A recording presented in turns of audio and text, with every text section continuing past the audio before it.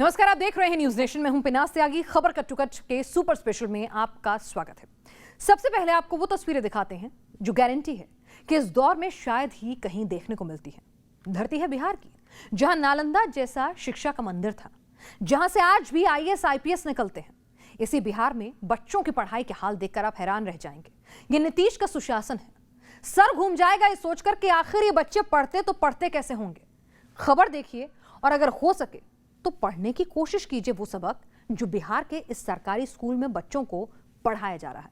कैसे एक ही क्लासरूम में एक ही ब्लैक बोर्ड पर 3 क्लास के बच्चे पढ़ते हैं, 3 टीचर पढ़ाते हैं। क्या समझ में आता है, देखिए जरा।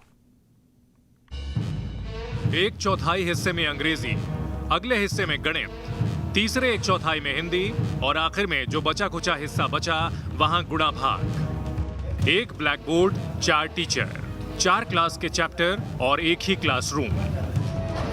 कुछ समझ में आया? बहुतों का जवाब होगा नहीं। और समझ में आए भी तो कैसे? जहां टीचर लिखने के लिए जगह बना रहे हों, बच्चे अगल बगल झांक कर अपना कोर्स ढूंढ रहे हों, वहां पहली नजर में हमें और आपको शायद ही समझ आए कि आखिर पटना के नजदीक इस सरकारी स्कूल में हो क्या रहा है। चौथा क्लास के बच्चे इसमें गुना दिए हैं, गुना को बनाना है। जगह है पटना के नजदीक मसौढ़ी। मसौढ़ी के इस मध्य विद्यालय में हालात ऐसे हैं कि यहाँ एक ही क्लासरूम में 4 कक्षाओं के बच्चे पढ़ रहे हैं। देखिए दाईं तरफ ये जो छोटे छोटे बच्चे बैठे हैं ये पहली कक्षा के हैं। उनके साथ बाईं तरफ जो बच्चे बैठे हैं वो कक्षा 2 के हैं। पहली कक्षा के पीछे जो बच्चे बैठे हैं वो क्लास 3 की पढ़ाई कर रहे हैं और बाईं तरफ कोने में जमे हुए हैं 4थी क्लास के स्टूडेंट्स। यानी एक ही क्लासरूम के अंदर 4 अलग अलग कक्षाओं की पढ़ाई जारी है। टीचर हर कक्षा के अलग अलग हैं, लेकिन क्लासरूम एक है तो ब्लैक बोर्ड भी एक ही है और इसी ब्लैक बोर्ड का हर कक्षा के शिक्षक ने अपने हिसाब से कर लिया है बंटवारा। जब News Nation reporter Rajneesh Sinha Masaurhi के इस स्कूल में पहुंचे तो ब्लैक बोर्ड पर लिखे सबक समझने में सिर चकरा गया। समझ ही नहीं आ रहा था कि पहली क्लास का कौन सा है और दूसरी का कौन सा। क्लास 1, क्लास 2, क्लास 3 और क्लास 4। आप सोच रहे होंगे मैं क्या बता रहा हूँ। ये शिक्षा व्यवस्था का बन रहा है माहौल। जी हाँ, किस तरीके की आधारभूत संरचना हम दे रहे हैं आने वाले भविष्य को, इस तरीके से चल रहा है क्लास। ये है पटना से 40 किलोमीटर दूर मसौढ़ी अनुमंडल के मटौरा का उत्क्रमित विद्यालय। Class 1, class 2, class 3, class 4। एक ब्लैक बोर्ड पर चलते हैं 4 क्लास। यह है सरकारी स्कूलिंग सिस्टम के हाल। जब बड़ी उम्र के लोगों को ही समझ नहीं आ रहा तो सोचिए ये बच्चे क्या समझ पा रहे होंगे, कितना पढ़ पा रहे होंगे। सिस्टम भले ही पंगु हो लेकिन बच्चों का हौसला कम नहीं। इधर से झांकते हैं, उधर से झांकते हैं, लेकिन कॉपी में कुछ ना कुछ लिखते रहते हैं। किस क्लास में हो? चौथा। अच्छा, चौथा। तुम किस में हो? पहला में। तुम पहला। तुम दूसरा। तुम दूसरा। तो यहाँ पहला, यहाँ दूसरा, या तीसरा में कौन है? अच्छा, तुम तीसरा में हो। हम तीसरा। तो वहाँ जब सर पढ़ाते होंगे तो समझ में आता है यहाँ से देखकर? तुम अपने वाले में खाली देखते हो तो नजर तो चला जाता होगा पहला दूसरा में भी। हाँ। हाँ? हाँ। देखिए छोटे छोटे बच्चे हैं। अब सर वहाँ लिख रहे हैं। अब इसको ये समझना मुश्किल है कि हम 3 क्लास के लिए पढ़ें कि 4 क्लास के लिए पढ़ें। अब ये 3 क्लास का बच्चा है, ये जब ब्लैक बोर्ड पर देखता है तो 4th क्लास में जो लिखा जा रहा है वो बेचारे अपनी कॉपी पे लिख दे रहा है। परेशानी सिर्फ बच्चों की ही नहीं, यहाँ पढ़ाने वाले मास्टर जी और मास्टरनी जी की भी है। बच्चों को समझ नहीं आता कि कहां से क्या पढ़ें, तो टीचर भी अपना सबक लिखने के लिए बारी का इंतजार करते हैं। देखिए कैसे सर जी लिख रहे थे तो मैडम जी हाथ में चौक और डस्टर लिए इंतजार कर रही थी। अब करें तो क्या करें? सरकारी नौकरी है और सिस्टम भी सरकारी है, दोनों में से कुछ छोड़ा भी तो नहीं जा सकता। क्या पढ़ा रहे हैं? हम ABCD अभी लिख रहे हैं बड़े इस वाले। लाइन में इधर बढ़ेंगे तो ये क्लास 2। मैडम आपका क्लास है ये? जी। तो इतना दूर में ही आपको पढ़ाना है? जी। अगर खिसक गई तो क्लास 3 में चले जाएंगे आप? जी। तो आपको पता रहता है कौन से बच्चे आपके हैं? अंदाज से अपना देखना होता है बच्चों को। जी। हाँ? जी। तो तीन शिक्षक हैं, आप शिक्षिका हैं, तो लिखने में पढ़ने में ये कैसे? बहुत दिक्कत होता है सर। बहुत दिक्कत होता है। जी। सर प्राचार्य हैं? हाँ, प्रभारी है सर आप? अच्छा, आप क्लास 3 को पढ़ा रहे हैं। 1 वर्ष में 12 महीने होते हैं। तो अगर क्लास 2 वाले की नजर अगर इधर गई तो वो क्लास 3 में पहुंच जाएंगे। जी, 3 में पहुंच जाएंगे। अब तक आपने जो देखा उसे देखकर शायद होश उड़ गए होंगे। आप सोच रहे होंगे एक क्लासरूम में 4 कक्षाओं के बच्चे पढ़ते कैसे होंगे, ब्लैक बोर्ड पर अपना सब्जेक्ट पढ़ते और समझते कैसे होंगे, और क्या वजह है कि बिहार के सरकारी स्कूल से ऐसी तस्वीरें सामने आई। वजह और सिस्टम की लापरवाही पर भी बात होगी, लेकिन पहले पूरी पिक्चर तो देख लीजिए। जी हाँ जनाब, एक क्लासरूम में 4 कक्षाओं के बच्चे तो बस ट्रेलर था। आइए जरा खुली हवा में चलते हैं। कक्षा पहली से चौथी वाले तो थोड़े खुशकिस्मत थे, आधा अधूरा ही सही ब्लैक बोर्ड तो था। यहाँ बाहर जमा हैं कक्षा 5वीं से 8वीं के छात्र, यानी कि सीनियर स्टूडेंट्स, और इन बेचारों को ना ब्लैक बोर्ड नसीब है और ना ही बैठने के लिए बेंच और कुर्सी। कमरे के अंदर 4 क्लास और बरामदे में 4 क्लास। सर ने इधर पीठ कर दिया तो 8वीं की तरफ है, मैडम ने इधर पीठ कर दिया तो 5वीं की तरफ है, और सर अगर उधर बैठ के पढ़ा रहे हैं तो वो 6ठी की तरफ है। बच्चे जो इधर चेहरा करके बैठे इन्हें आप 5वीं मान लें, जो इधर बैठे इन्हें 6ठे मान लें, इधर 7वीं, और उधर किस क्लास में, और उधर जो बाहर बैठे हैं मैदान में वो 8वीं क्लास में हैं। अब आप सोचिए बच्चे पढ़ते कैसे होंगे। यहाँ भी ब्लैक बोर्ड की तरह बंटवारे का एडवांस सिस्टम है।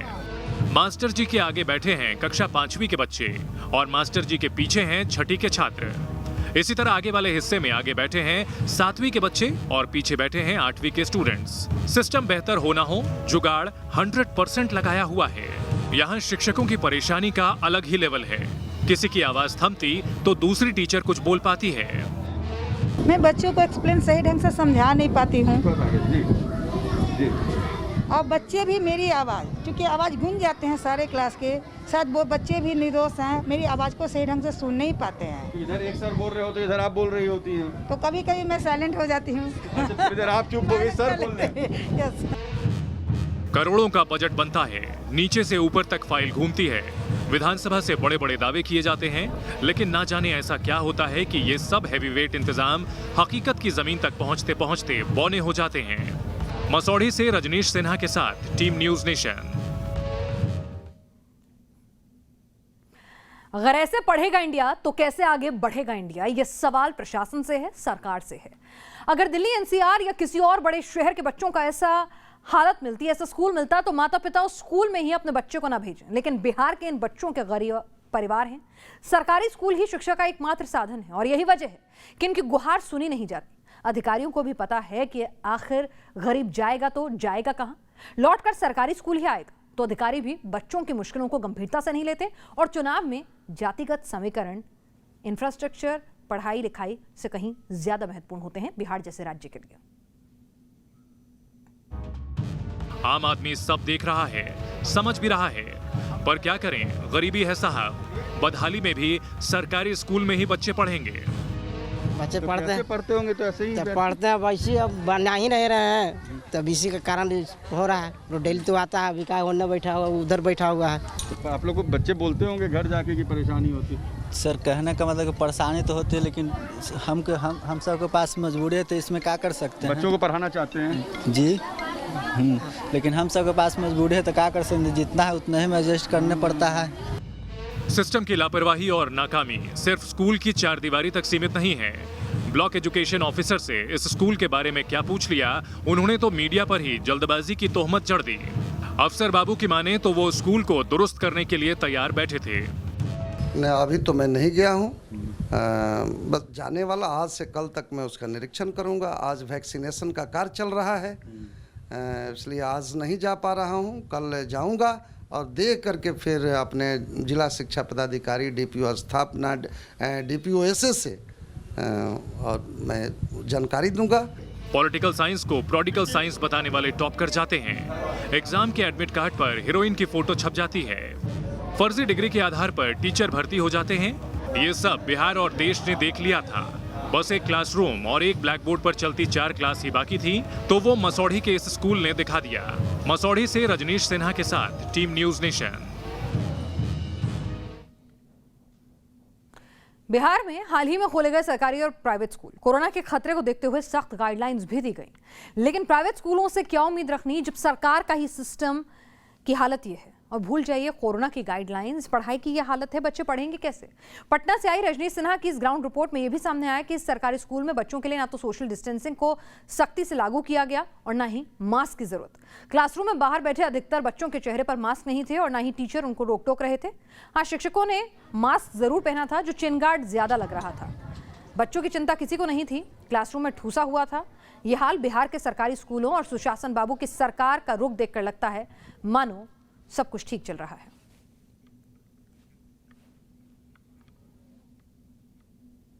सिर्फ बजट बढ़ाने से खुश नहीं होता, सिस्टम में हरकत और सक्रियता भी बढ़ाना जरूरी है। यह बिहार की शिक्षा व्यवस्था से साबित हो रहा है। देखिए, जिस राज्य से न जाने कितने आईएएस अधिकारी आते हैं, आईपीएस अधिकारी आते हैं, उस राज्य में स्कूली शिक्षा किस तरह सिसक रही है। चाहे एजुकेशनल क्वालिटी का सवाल हो या फिर परफॉर्मेंस का, बिहार के स्कूल देश की लिस्ट में नीचे के पायदानों पर ही नजर आते हैं। यहां हायर सेकेंडरी में प्रति टीचर बच्चों का आंकड़ा देश के आंकड़े से दोगुना है और ड्रॉप आउट का तो कहना ही क्या। हायर सेकेंडरी लेवल तक पहुंचते पहुंचते तकरीबन 20% छात्र पढ़ाई छोड़ देते हैं। आप जानकर हैरान हो जाएंगे कि इस दौर में भी बिहार के 20% से कम स्कूलों में ही इंटरनेट की सुविधा मौजूद है। डिजिटल इंडिया का दौर है साहब, और दावा यह है कि बच्चों को आने वाले वक्त में नई चुनौतियों के लिए तैयार कर रहे हैं। ये बिहार है, सुशासन बाबू का बिहार।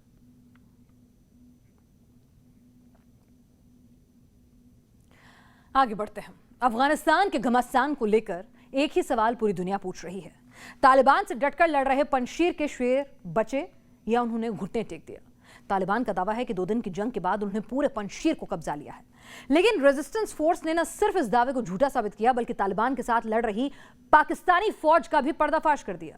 अगली रिपोर्ट में 2 ऐसे बड़े सबूत देखिए जो आतंकिस्तान यानी पाकिस्तान के काले तालिबानी प्लान को एक्सपोज करते हैं और बताते हैं कि पंजशीर में शेरों से तालिबानी आतंकी नहीं बल्कि बाजवा इमरान की बुज़दिल ब्रिगेड लड़ रही है।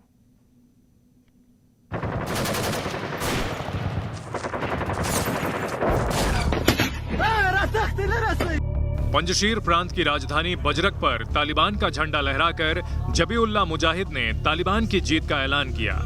ऐसा ऐलान जिस पर कोई भरोसा नहीं कर रहा है, लेकिन पंजशीर के लड़ाकों ने तालिबान के झूठ के साथ ही साथ पाकिस्तानी फरेब का भी पर्दाफाश कर दिया। इस फरेब का नाम है पंजशीर में पाकिस्तानी फौज। जी हां, जो शक दुनिया को था, सोशल मीडिया पर जो बातें कयासों तक सीमित थी, वो अब सच साबित हो गई है। पंजशीर पर तालिबान का हमला सिर्फ नजरों का धोखा था।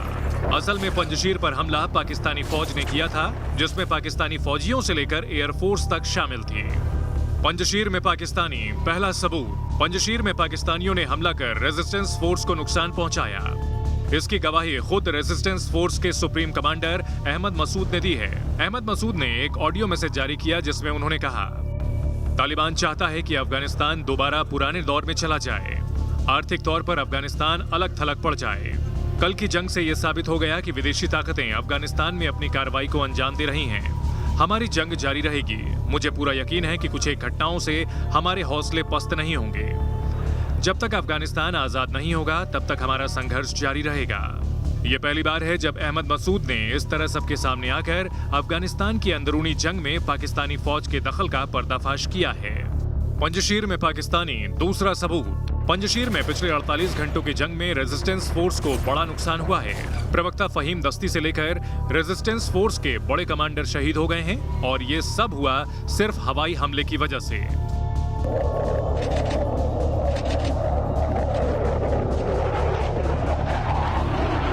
पंजशीर में हवाई हमले की खबरों ने ही कुछ सवालों को पैदा किया। जब तालिबान के पास लड़ाकू विमान नहीं है तो फिर पंजशीर में हवाई हमला कैसे किया गया? तालिबान के पास अमेरिकी गनशिप है लेकिन पायलट नहीं, तो फिर पंजशीर में बमबारी कैसे हो गई? इन सवालों का जवाब है ये क्रैश हो चुका प्लेन। अब इस तस्वीर को गौर से देखिए।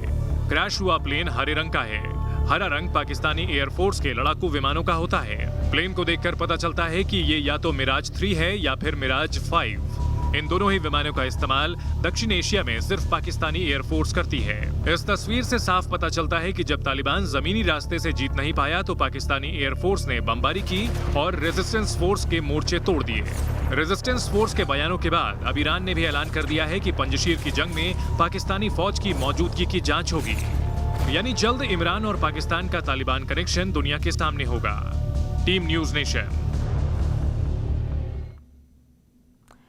पंजशीर में भले ही तालिबान को बढ़त मिल गई, पाकिस्तानी इरादे कुछ हद तक कामयाब हो गए, लेकिन पंजशीर के लड़ाके पीछे हटने को राजी नहीं है। अहमद मसूद की अपील पंजशीर का हर लड़ाका सुन रहा है। नॉर्दर्न अलायंस के पूर्व कमांडर नासिर शेरजई ने न्यूज़ नेशन से बातचीत के दौरान कहा कि लड़ाई अब तालिबान के साथ ही साथ पाकिस्तान की फौज से भी है और लगातार गहराती जा रही है। जब तक नॉर्दर्न अलायंस लोग के बदन में एक बूंद खून होगा तब तक जंग जब तक पंजशीर में नॉर्दर्न अलायंस लोग सच्चा अफ़गानी नागरिक, वो जो लोग वतन से प्यार करता है पाकिस्तान के ख़िलाफ़। अभी ये लड़ाई तालिबान और नॉर्दर्न अलायंस का नहीं, कल और 2-3 दिन से सब लोग देख रहे हैं कि ये इस लड़ाई में पाकिस्तान है। ये लड़ाई पाकिस्तान और नॉर्दर्न अलायंस और अफ़गानिस्तान लोग के साथ है। पंजशीर में घमासान जारी है। पाकिस्तान को बड़ी बड़ी ताकतें नरसंहार का जिम्मेदार ठहरा रही हैं, लेकिन इस बीच काबुल में क्या चल रहा है ये हम आपको दिखाते हैं। काबुल शहर के चप्पे चप्पे पर अब तालिबान ने अपना कब्जा कर लिया है। स्कूल फिर से खुल गए हैं, बाजार खोल दिए गए हैं, लेकिन क्या हो रहा है इन स्कूल कॉलेज में, बाजार में क्या वाकई लोग आ रहे हैं या नहीं? देखिए काबुल से न्यूज़ नेशन की एक्सक्लूसिव ग्राउंड रिपोर्ट।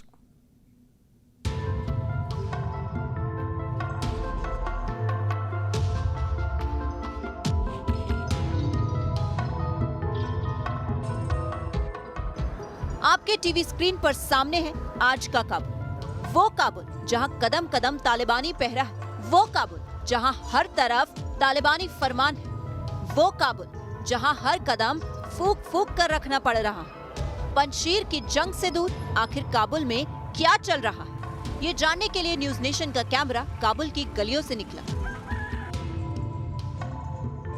काबुल शहर से जो पहली बड़ी तस्वीर आई वो थी स्कूल और कॉलेज खुलना, जो काबुल में तालिबान के आने और फिर एक के बाद एक सीरियल ब्लास्ट की वजह से बंद पड़े थे। आपको लिए चलते हैं काबुल के एक ऐसे ही स्कूल के अंदर। जंगी माहौल के बीच स्कूल पढ़ने जाते बच्चे, दिल के अंदर डर बैठ जाना लाजमी। लोग भले ही फिक्रमंद हैं, लेकिन काबुल में शांति या यूं कहें कि सन्नाटा है। आज सुबह बड़ी तादाद में लोग बाहर निकल गए थे। बच्चे स्कूल को जा रहे हैं, अस्पताल खुले हैं, बैंक्स खुले हैं। अफ़गानिस्तान के 33 प्रोविंस में सिचुएशन नॉर्मल है। लोग अपनी ज़िंदगी को नॉर्मल तरीके से आगे बढ़ा रहे हैं और इस उम्मीद के साथ कि अफ़गानिस्तान का फ्यूचर जो हो वो स्टेबल हो। स्कूल के साथ ही साथ कॉलेज भी खुले हैं, लेकिन तालिबान के नियमों के मुताबिक ये काबुल के एक स्टडी सेंटर की तस्वीर है। तालिबानी वादे के मुताबिक लड़कियों को पढ़ने की इजाजत दी जा रही है, लेकिन लड़के और लड़कियों के बीच लगा दिया है एक पर्दा, ताकि एक कमरे में होकर भी लड़के और लड़कियां एक दूसरे को देख ना सके और अलग अलग ही पढ़ें। स्कूल कॉलेज के बाद अब न्यूज़ नेशन के कैमरे की अगली मंजिल थी काबुल के बाजार। काबुल के बाजार लंबे वक्त से बंद पड़े थे, दुकानदारों को नुकसान हो रहा था और पब्लिक को सामान खरीदने के लिए लंबा सफर करना पड़ रहा था, लेकिन अब धीरे धीरे काबुल के बाजार भी खोले जा रहे हैं। काबुल में एक नया दिन, एक नया सुबह। लोग अफ़गानिस्तान में नॉर्मल ज़िंदगी की तरफ बढ़ रहे हैं। सारे काम नॉर्मल हो रहे हैं, सिचुएशन नॉर्मलिटी की तरफ जा रही है। लोग अपनी ज़रूरती ज़िंदगी के रफ़ा करने के लिए बाहर निकल रहे हैं। कुछ गवर्नमेंट इंस्टीट्यूशंस भी सर्विसेज प्रोवाइड कर रहे हैं, लेकिन लोगों को अभी भी इंतज़ार है कि कब तालिबान अपना जो हुकूमत है वो ऐलान करेंगे, क्योंकि एक ड्यूरेबल सेटलमेंट के लिए, एक पीसफुल और एक स्टेबिलिटी के लिए एक हुकूमत का होना बहुत ज़रूर है। सदियों का इतिहास और खूबसूरती दोनों काबुल की पहचान है, लेकिन बदलते हालात की वजह से काबुल भी बदल रहा है। अगर आने वाले वक्त में दोबारा कोई बड़ी हलचल नहीं हुई तो शायद काबुल के बाशिंदों को बिना डर की जिंदगी मिल जाएगी। Team news nation. इस बीच आपको बता दें कि ये कोई नया तालिबान नहीं है, वही पुराना तालिबान है जिसके लिए औरतें जो हैं सिर्फ घर पर रहने की चीज हैं। और किस तरह का बर्ताव वो आने वाले दिनों में करेगा, ये तो भी सिर्फ दुनिया के सामने अपनी इमेज पोस्टरिंग कर रहा है ताकि लोग उसे कबूल करें। और यही सबका डर भी है। और साथ ही डर है पाकिस्तान से मिल रही उस ताकत का जो पंजशीर के लड़ाके इस वक्त झेल रहे हैं। अहमद मसूद का जो बयान आया है, उन्होंने साफ कहा है कि पंजशीर के लड़ाकों में इतना दम था कि वो तालिबान के लड़ाकों से लड़ सकते थे, उन्हें धूल चटा सकते थे, जैसा कि वो इतिहास में करते आए हैं। पंजशीर पर कभी कब्जा नहीं हुआ है, लेकिन इस बार साथ मिल रहा है पाकिस्तान का, उसकी फुल्ली इक्विप्ड ट्रेंड फोर्स का, जिसकी वजह से हालात ये बन गए हैं। बहरहाल आज खबर का टुकट में इतना ही। और आपको बता दें हमारे खास शो देश की बहस सबसे कुछ ही देर में दीपक चौरसिया के साथ आप देखेंगे 8:28 पर, जहां पर आज बहस का मुद्दा आपने चुना है वोटिंग के जरिए, जावेद अख्तर के बयान पर क्यों बढ़ा बवाल।